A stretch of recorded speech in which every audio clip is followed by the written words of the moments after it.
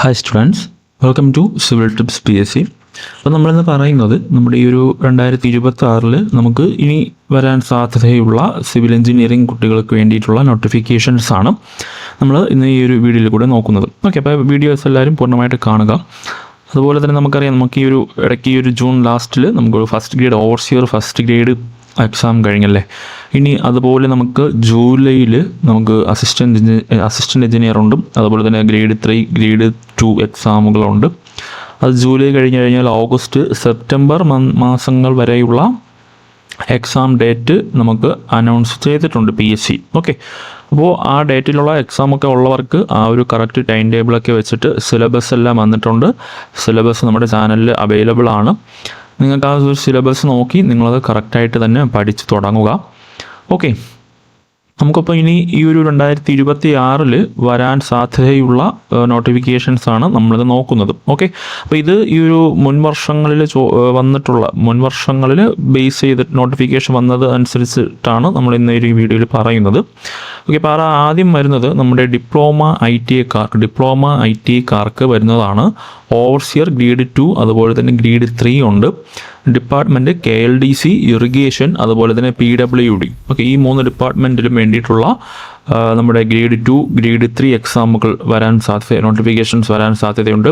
അത് ഈ പറഞ്ഞതുപോലെ ഡിപ്ലോമ ക്വാളിഫിക്കേഷൻ ഉള്ളവർക്കും ITI ക്വാളിഫിക്കേഷൻ ഉള്ളവർക്കും അതുപോലെ തന്നെ ഈ BTech ക്വാളിഫിക്കേഷൻ ഉള്ളവർക്കൊക്കെ അത് അപ്ലൈ ചെയ്യാവുന്നതാണ്. ഓക്കെ, അപ്പോൾ അത് പ്രത്യേകം ശ്രദ്ധിക്കുക.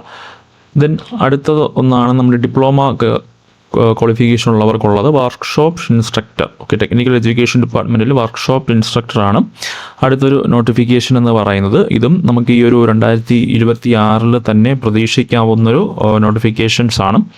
ഡിപ്ലോമ ക്വാളിഫിക്കേഷൻ മാത്രമുള്ള കുട്ടികൾക്ക് അവർക്ക് ഏറ്റവും ബെസ്റ്റായിട്ടുള്ളൊരു പോസ്റ്റ് എന്ന് പറയുന്നത് ഈ ഒരു വർക്ക്ഷോപ്പ് ഇൻസ്ട്രക്ടറാണ്. ഓക്കെ, നമ്മുടെ പോളിടെക്നിക് കോളേജുകൾ ITIകളിലൊക്കെ നമുക്ക് വർക്ക്ഷോപ്പ് ഇൻസ്ട്രക്ടറായിട്ട് കയറാൻ പറ്റുന്ന ഒരു നല്ലൊരു സാലറി ബേസ് ഒക്കെയുള്ള പോസ്റ്റാണ്.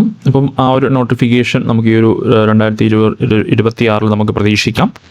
ഇനി അതുപോലെ തന്നെ BTech ക്വാളിഫിക്കേഷൻ ഉള്ളവർക്ക് ലെക്ചർ ഇൻ പോളിടെക്നിക്കലാണ് നമ്മുടെ ടെക്നിക്കൽ എഡ്യൂക്കേഷൻ ഡിപ്പാർട്ട്മെൻറ്റിൽ. ഓക്കെ, BTech ക്വാളിഫിക്കേഷൻ ഉള്ളവർക്ക് പോളിടെക്നിക്കിലൊക്കെ പഠിപ്പിക്കാനായിട്ട് ലെക്ചറായിട്ട് കയറാൻ പറ്റുന്ന ഒരു നല്ലൊരു പോസ്റ്റാണ്. നല്ലൊരു സാലറി ബേസ് ഒക്കെ ഉള്ള നല്ലൊരു പോസ്റ്റാണ്. അപ്പം അതിൻ്റെയും നോട്ടിഫിക്കേഷൻ നമുക്ക് ഈ ഒരു വരുന്ന മാസങ്ങളിലൊക്കെ നമുക്ക് പ്രതീക്ഷിക്കാം.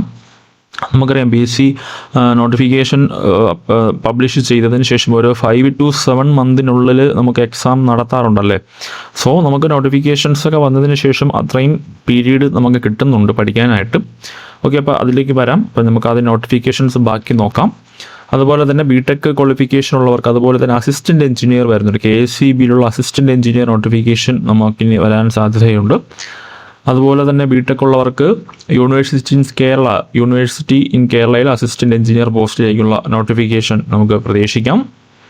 ഓക്കെ, ഇതൊക്കെ BTech ക്വാളിഫിക്കേഷൻ ഉള്ളവർക്ക് മാത്രമാണ്. ഞാൻ നേരത്തെ ആദ്യം പറഞ്ഞ 2 നോട്ടിഫിക്കേഷൻസ് ആണ് നമുക്ക് ഡിപ്ലോമ ക്വാളിഫിക്കേഷൻ ഉള്ളവർക്ക് അപ്ലൈ ചെയ്യാൻ പറ്റുന്നത്. ഇനി അതുപോലെ തന്നെ BTech ഉള്ളവർക്ക് assistant engineer Kerala state construction corporation ലിമിറ്റഡിൽ അസിസ്റ്റൻറ്റ് എഞ്ചിനീയർ പോസ്റ്റിലിട്ട് BTech ക്വാളിഫിക്കേഷൻ ഉള്ളവർക്ക് വേണ്ടിയിട്ടുള്ള നോട്ടിഫിക്കേഷൻ നമുക്ക് പ്രതീക്ഷിക്കാം. ഇനി അതുപോലെ തന്നെ ഡിപ്ലോമ അതുപോലെ തന്നെ ഡിപ്ലോമയും BTech ഉള്ളവർക്ക് സെൻട്രൽ ഗവൺമെൻറ് ജോബ് നോക്കുന്ന കുട്ടികൾക്കാണെങ്കിൽ നല്ലൊരു ചാൻസാണ് നമ്മുടെ RRB JE എന്ന പോസ്റ്റ്. ഓക്കെ, നമുക്കറിയാം ഈ ഒരു റീസെൻ്റായിട്ടുള്ള വർഷങ്ങൾ കൊണ്ട് എല്ലാ വർഷവും നോട്ടിഫിക്കേഷൻ വിളിക്കാറുണ്ടല്ലോ. എല്ലാ വർഷവും കഴിഞ്ഞ വർഷം നോട്ടിഫിക്കേഷൻസ് വിളിച്ചതാണ്. അതുപോലെ ഈ വർഷവും നോട്ടിഫിക്കേഷൻസ് വരും. ഈ ഒരു RRB JEയുടെ നോട്ടിഫിക്കേഷൻ അവരുടെ കലണ്ടർ അനുസരിച്ച്, ഓക്കെ, RRBയുടെ കലണ്ടർ അനുസരിച്ച് നമുക്ക് ഈ ഒരു ജൂലൈ അല്ലെങ്കിൽ ഓഗസ്റ്റ് മന്തിൽ നമുക്കതിൻ്റെ നോട്ടിഫിക്കേഷൻ പ്രതീക്ഷിക്കാം. ഓക്കെ, അപ്പോൾ ആ ഒരു കാര്യം ഓർക്കുക. ജൂലൈ അല്ലെങ്കിൽ ഓഗസ്റ്റ്, മാക്സിമം ജൂലൈ ലാസ്റ്റ് അല്ലെങ്കിൽ ജൂലൈ മിഡിലൊക്കെ നമുക്ക് ആ ഒരു നോട്ടിഫിക്കേഷൻ പ്രതീക്ഷിക്കാം. എന്തായാലും ഈ ഒരു ജൂലൈ ഓഗസ്റ്റ് ആ ഒരു മന്തിൽ നമുക്ക് എന്തായാലും ഒരു RRB JEയുടെ നോട്ടിഫിക്കേഷൻസ് നമുക്ക് പ്രതീക്ഷിക്കാം.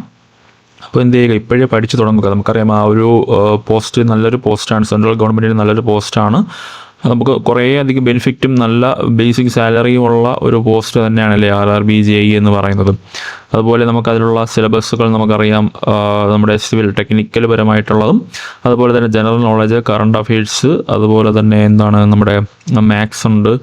അങ്ങനെയുള്ള കുറച്ച് പോർഷൻസ് ഒക്കെ നമുക്കുണ്ട്. നോൺ ടെക്നിക്കലായിട്ടുള്ള കുറച്ച് സബ്ജക്റ്റൊക്കെ ഉണ്ട്. അതൊക്കെ നമുക്ക് നമ്മളിരുന്ന് മെനക്കെട്ട് പഠിച്ചു കഴിഞ്ഞാൽ നമുക്കത് ഈസി ആയിട്ട് ക്രാക്ക് ചെയ്യാവുന്നതേ ഉള്ളൂ.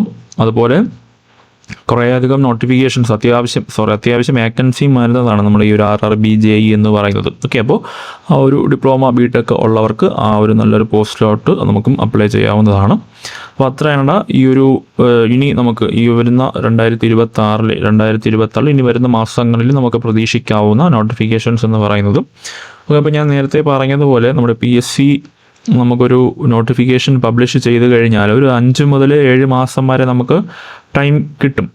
എന്താണ് നമുക്ക് നമ്മുടെ കൺഫർമേഷൻ കൊടുക്കാനും അതുപോലെ തന്നെ എക്സാം ഡേറ്റ് അനൗൺസ് ചെയ്തൊക്കെ എക്സാം ഡേറ്റിന് വേണ്ടിയിട്ട് ഒരു 5 മുതൽ അല്ലെങ്കിൽ 6 മുതൽ 7 മാസം വരെയൊക്കെ നമുക്കൊരു സമയം കിട്ടും.